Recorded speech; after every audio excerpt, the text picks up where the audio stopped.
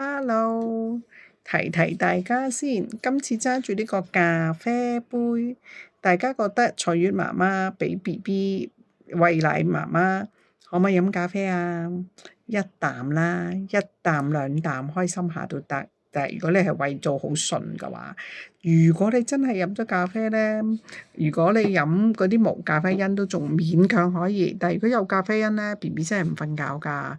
仲有啲要提大家喎，坐月期間呢，如果媽媽有腳水腫啊、腳腫啊嗰啲呢，腫嘅媽媽呢，千祈唔好飲凍嘢啊！凍嘢呢 keep 住喺身體裏邊呢，佢好難排水嘅。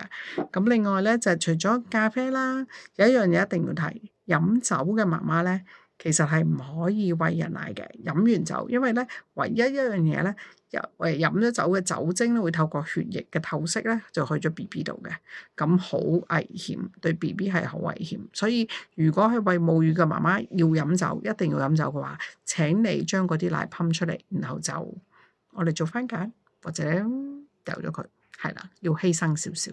拜拜。